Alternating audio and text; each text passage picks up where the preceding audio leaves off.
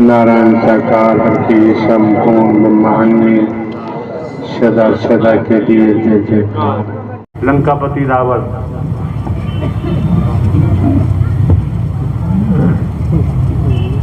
घूस रावण है, घूस घूस रावण है, घूस घूस का घूस लेता है।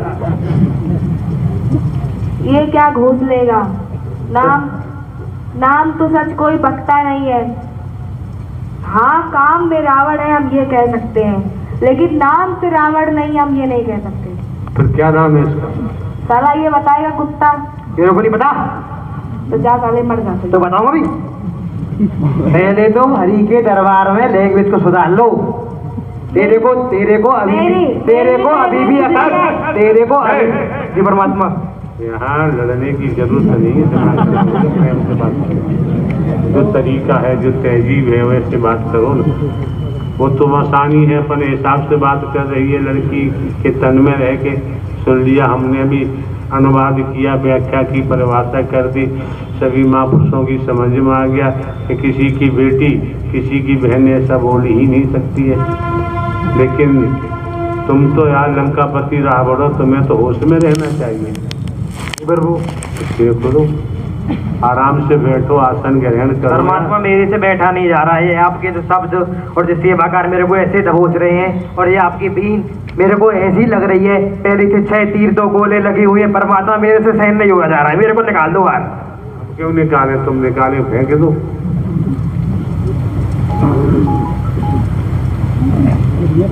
अरे इनकी तरफ तो 6 तीर घुसे होंगे, मेरे तो प्रभु आपने क्या क्या घुसेड़ा है ना, वो तो मेरा ही दिल जानता है। ऐसा प्रकाश घुसेड़ा है, ऐसी बैंड बाजा मेरी बजाई है जिसका कोई जवाब नहीं है। और ये आपके जो 33 करोड़ देवी देवता है, ये भी पेलने में कसर नहीं छोड़ रहे हैं। कोई कसर नहीं छोड़ रहा है।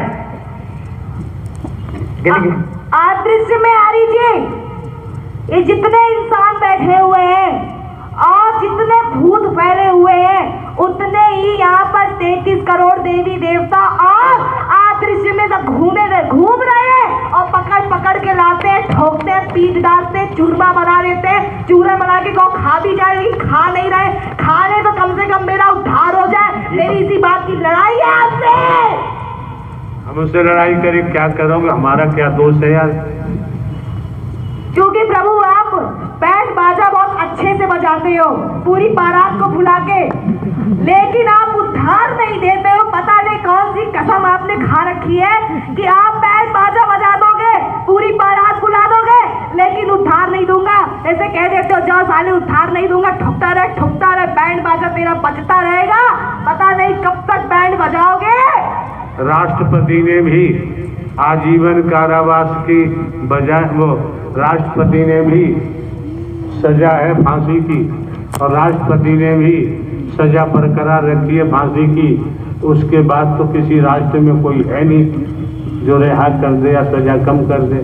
रही बात नारायण साकार हरि की, उसके लिए तो स्पष्ट आ गया है। आप समझ सकते हैं, आप जानते हैं, जाने हुए हैं, बताया गया है, खोल खोल के बताया गया है। क्यों? जहाँ दया होती है वहाँ न्याय नहीं होता, जहाँ न्याय होता है वहाँ दया नहीं होती है। तब तो बिहारी जी उन तांत्रिकों का भी यही हाल होगा, तो आप उनके ऊपर भी दया बख्शने वाले नहीं हो।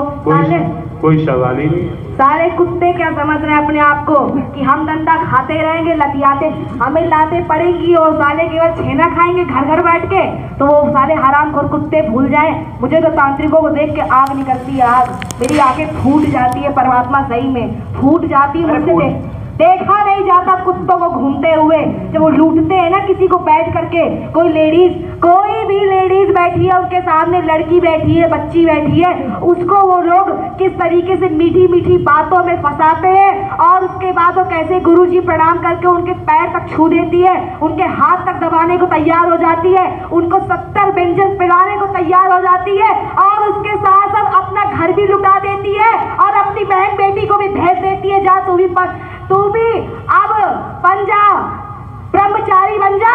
और वो भी बन जाती है, और उसकी पूरी क्या दुर्गति होती है इसका पता उन माँ बाप को भी नहीं चलता है। और वो किस तरीके से लूट रहे हैं, बर्बादी कर रहे हैं, कैसे चूतिया बना रहे हैं, कैसे फंसा रहे हैं सामने वाले को, ये उस माँ को दिखाई नहीं देता है और वो सोचती रहती है कि मेरी बेटी बड़ी ही भक्तिनी बन रही है और उसका कल्याण हो जाएगा, उद्धार हो जाएगा, ये सोचती है। लेकिन उसके साथ किस तरीके ये एक महिला का आगमन अभी हुआ था क्षण मात्र पहले। उन्होंने कहा वो भला बटेश्वर के गुरु जी हैं और उन्होंने हमें जूतों से मारा है। अरे भाई तुम गए तो जूतों से मारो चाहे फूलों से मारो, तुम जानो तुम्हारा गुरु जाने, हमसे क्या लेना देना, हमसे क्या मतलब है। क्योंकि हर कोई जानता है कि आप ही सुनने वाले हो, जमाना सारा ठूसने वाला है, डंडा पेलने वाला है और एक आप ही हो जो हर चीज की सुन लेते हो वाली जी, और बाकी सब गार्ड पेलने वाले हैं और सब चूतिया बना के लूटने वाले हैं, बुद्धि बदलने वाले हैं, तंत्र विद्या छोड़ने वाले हैं, मंत्र छोड़ने वाले हैं, पाप फैलाने वाले हैं। किसी लड़की को कोई उद्धार नहीं दे सकता, किसी लड़के को कोई उद्धार नहीं दे सकता जिसके ऊपर भूत प्रेत चढ़ा घूम रहा है। भैया वो तो साफ बात है कि कभी भी फूल बत्ती अगरबत्ती से तो एकदम ही दूर रहे, नहीं वो खा खा के चौड़ जाएगा और तुमको ही खाएगा बाद में। हम तो इतना जानते हैं परमात्मा कि आप सत्य हो, तभी यहाँ चढ़ोका नहीं चढ़ रहा है, नहीं चढ़ रहा है, नहीं चढ़ रहा है। और अगर चढ़ोका चढ़ रहा होता तो हम ही खा रहे होते, और कौन खाता। और निराकार के जितने मंदिर है सब में यही फैला हुआ है और कुछ नहीं फैला है। इसलिए आने वाले महापुरुषों को पूर्व में भी दर्शा दिया गया है, एक को जानो, एक को मानो और एक हो जाओ, बचाव हो जाएगा, मोक्ष हो जाएगा। अब फलवा रहे हो तो एक को जानो, एक को मानो, एक हो जाओ तो मोक्ष हो जाएगा। अन्यथा भिन्नता में तो भिन्नता होती है, उस संबंध में कुछ कहने की जरूरत नहीं रह जाती है। नारायण हरि परमात्मा के अलावा मसाना जी हम तो जमाने में किसी को जानते नहीं है, क्या करें। आप अच्छे अच्छे कुत्ते को भी जानते हो, अच्छे अच्छे इंसान को भी जानते हो, बड़े बड़े राक्षसों को भी जानते हो कि कैसे राक्षस का भेष बना के टीका चंदन लगा के माला डाल के कैसे गद्दी लगा के बैठा है और कैसे पूरे लोगों को भ्रमित कर रहा है, कैसे लूट रहा है, कैसे नाम कमा रहा है। आप एक एक को अपनी दृष्टि में देख रहे हो और जिस दिन उसके कर्म का पाप उसका घड़ा भरेगा उस दिन उसकी गाड़ फटने में देर नहीं लगेगी। जैसी मेरी फट रही है ना, उससे बदतर उस हरामखोर की फटेगी जो लूटा मारी कर रहा है और बदनाम करता है हम लोगों को कि भूत प्रेत मेरा घर खाए जा रहे हैं, मुझे मारे डाल रहे हैं। या औरतों के बड़े शब्द रहते हैं लेकिन जाके खुद ही गुरुओं के चरण दबा देती है। इनका पता इनको नहीं रहता है कि अपना घर लुटा के लोग आ रही हैं। इसका अंदाजा इनमें से कोई किसी हरामखोर को नहीं है। हंसती बहुत जल्दी है लेकिन ये सोचती नहीं है। एक बार अगर मुझे किसी ने लूट लिया, लाखों रुपए लूट लिया, करोड़ों लूट लिया, मुझे बर्बाद कर दिया तो मुझे पूछने वाला कौन होगा। इस बात को समझ करके इन लोगों को हरि की कीमत को समझना चाहिए कि मेरे हरि ये कहते हैं कि जो एक भी चंदा चढ़ावा कुछ नहीं लेते क्योंकि वो ब्रह्मांड के मालिक है। कोई अरे गहरे नहीं है, कोई इंसान नहीं है, कोई नाम की कमाई नहीं है, कुछ नहीं है।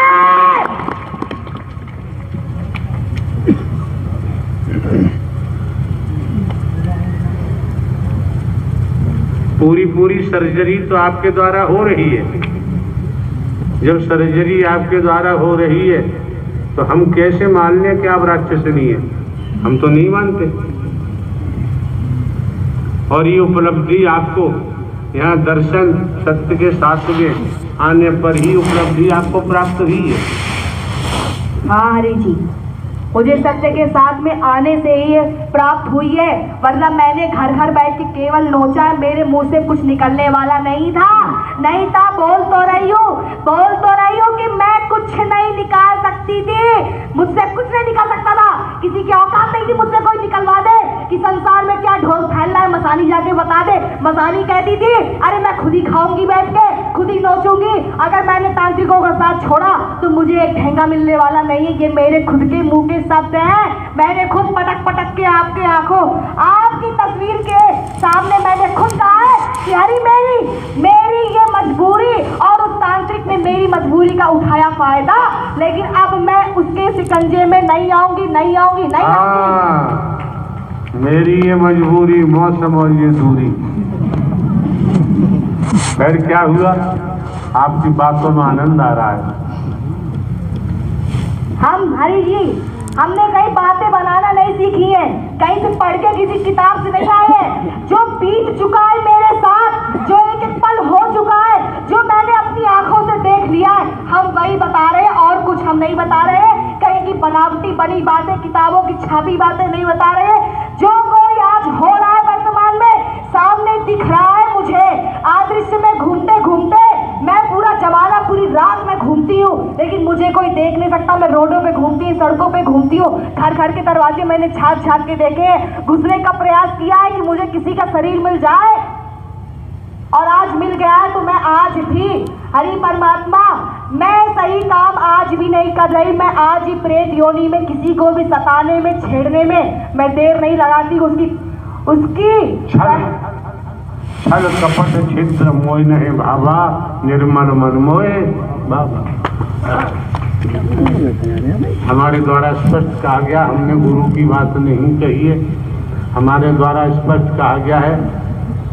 समस्त आने वाले महापुरुषों से करोड़ों करोड़ों हमने आपको जीवित परमात्मा दिए, और हमने आज स्पष्ट कर दिया कि नारायण साकार हरि परमात्मा जो ब्रह्मांड के रचयिता है, वही परम सदगुरु बनकर आपका मार्गदर्शन कर रहे हैं। उसके बावजूद भी अगर आप पर सत्य का असर न हो तो भैया फिर दोबारा है आने की जरूरत।